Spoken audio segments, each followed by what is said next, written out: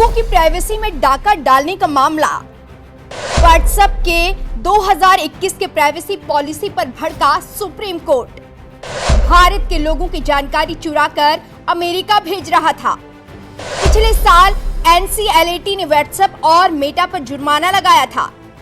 Meta WhatsApp पर 213.14 करोड़ रुपए का जुर्माना लगाया गया था। इसी के खिलाफ मेटा सुप्रीम कोर्ट गई थी, लेकिन सुप्रीम कोर्ट ने मेटा व्हाट्सएप के होश उड़ा दिए।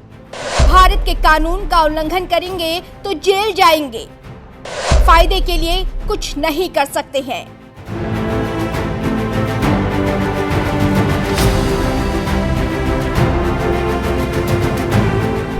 नमस्कार, मैं हूं आपके साथ सपना दानू। स्वागत है आपका हमारे चैनल न्यूज एक्सप्रेस पर।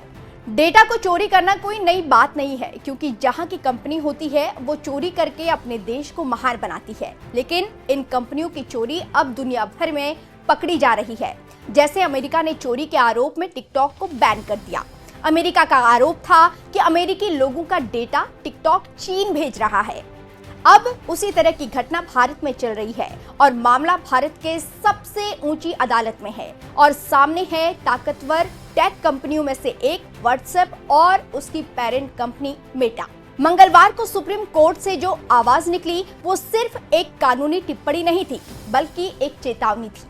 अगर आप हमारे संविधान का पालन नहीं कर सकते तो भारत छोड़ दीजिए। और ये टिप्पणी उस वक्त आई जब व्हाट्सएप और Meta national company law appellate tribunal यानी एनसीएलटी के फैसले को चुनौती देते हुए सुप्रीम कोर्ट पहुंचे हैं। ये वो फैसला है जिसमें कंपटीशन कमीशन ऑफ इंडिया द्वारा लगाए गए 113 करोड़ 14 लाख रुपए के जुर्माने को सही ठहराया गया था। मेटा पर आरोप है कि व्हाट्सएप ने अपनी 2021 की प्राइवेसी पॉलिसी में एक ऐसा बदलाव किया जिसे अदालत ने कहा कि ये गलत है। मतलब साफ है कि या तो आप हमारी शर्तें मानो या फिर व्हाट्सएप छोड़ दो। लेकिन सवाल यह है कि क्या 140 करोड़ की आबादी वाले देश में निजता को इस तरह बंधक बनाया जा सकता है?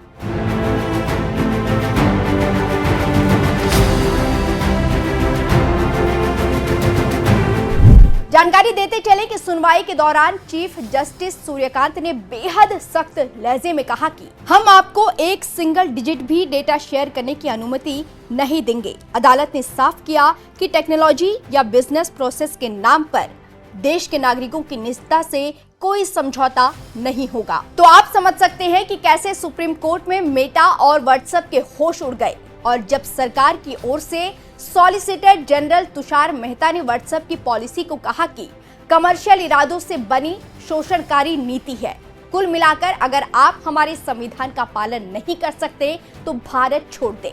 लॉ के जानकारों की माने तो ये कोई हल्की टिप्पणी नहीं थी, ये उस सिस्टम की आवाज थी जो संविधान के दम पर खड़ा है। कुल मिलाकर कहा जा सकता है कि अपने फायदे के लिए संविधान और कानून को ताक पर रखकर कंपनी अपनी मनमानी नहीं कर सकती है।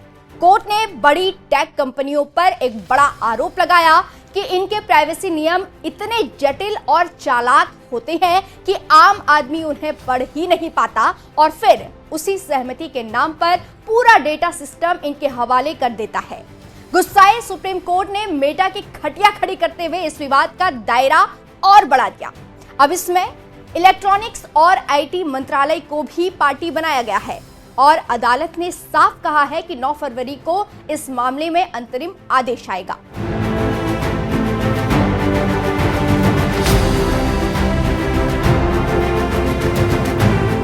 कुल मिलाकर यह कहा जा सकता है कि यह सिर्फ व्हाट्सएप बनाम सरकार का मामला नहीं है, यह मामला है संविधान बनाम कॉर्पोरेट ताकत, निजता बनाम मुनाफा, नागरिक अधिकार बनाम डेटा बाजार। याद रखिए 2017 में सुप्रीम कोर्ट ने निजता को मौलिक अधिकार घोषित किया था और अब वही सुप्रीम कोर्ट उस अधिकार की पहरेदारी करता दिख रहा है। सवाल यह है कि क्या भारत टेक कंपनियों के लिए सिर्फ एक बाजार है या फिर एक ऐसा लोकतंत्र जहां संविधान सर्वोपरि है? कुल मिलाकर ये कहा जा सकता है कि मंगलवार को सुप्रीम कोर्ट ने एक बात बहुत साफ कर दी, भारत में बिजनेस चलेगा, टेक्नोलॉजी भी चलेगी, लेकिन संविधान की शर्तों पर। अब देखना होगा कि आगे क्या कुछ होता है, लेकिन सूर्यकांत की टिप्पणी ने मेटा के होश उड़ा दिए हैं।